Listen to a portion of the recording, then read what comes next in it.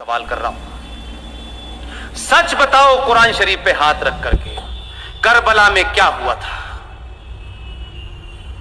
अगर यह हिम्मत नहीं है तो हिंदुओं को और सनातनियों को झूठ बोलने के लिए करबला का इस्तेमाल मत करो। करबला में तुमने मोहम्मद साहब के खानदान,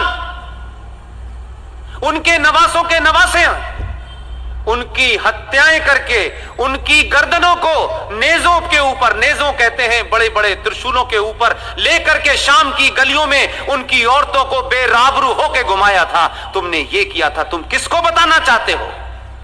तुम तो न मोहम्मद के सगे हो न उनके खानदान के सगे हो। तुमने तो उनके दामाद को नमाज पढ़ते हुए उनका कत्ल किया। तुमने तो मोहम्मद की बेटी के घर में आग लगाई और जलते दरवाजे में उन्हें मार के दफन कर दिया। तुमने उनके नवासों की गर्दनें काटी। तुम कहते हो कि करबला हमें याद है। तुम करबला के बारे में झूठ बोल रहे हो। आज ये ताकतें कौन हैं? ये वही ताकतें हैं जिन्होंने मोहम्मद के खानदान को मारा।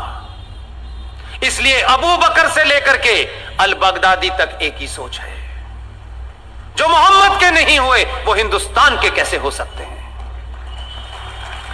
जो उनके नवासों के नहीं हुए उसके कैसे हो सकते हैं? हमको सिखा रहे हो?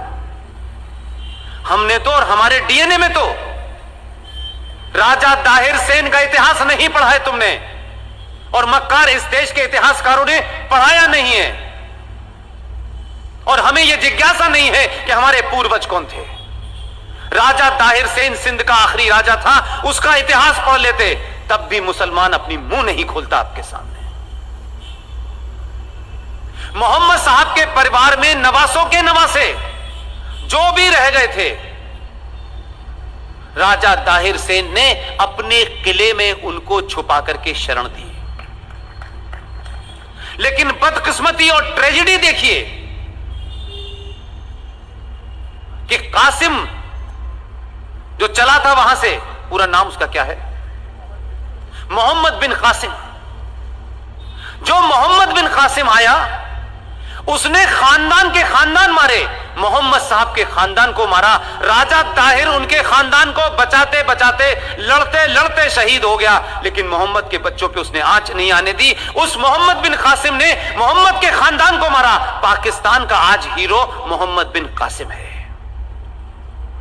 कहां के मुसलमानों हो और किस जगह के मुसलमानों हो, हमारे मुसलमान होने पे मुझे शक है। और मेरा शक इसलिए है, जो मुसलमान हैं पूरी दुनिया में, जो कुरान को मानते हैं, जो शरिया को मानते हैं, जो हदीस को मानते हैं, वो मुसलमान होने का पाखंड नहीं करते। तुम मुसलमान नहीं हो। तुम इस धरती पे मुगलों द्वारा अत्याचारों के सामने तुमने तलवार के सामने शलवार पहन ली थी। तुम कन्वर्टेड हो, इसलिए तुम मोहम्मद के बारे में नहीं जानते। लेकिन हिंदुस्तान में पॉलिटिकली मुसलमान होना एक फायदे का सौदा है। सत्ताएं डरती हैं, लोग डरते हैं, समाज डरते हैं, नाजायज मांगों को लोग मान लेते हैं। इसलिए तुम असली मुसलमान नहीं हो, तुम कन्वर्टेड मुसलमान हो।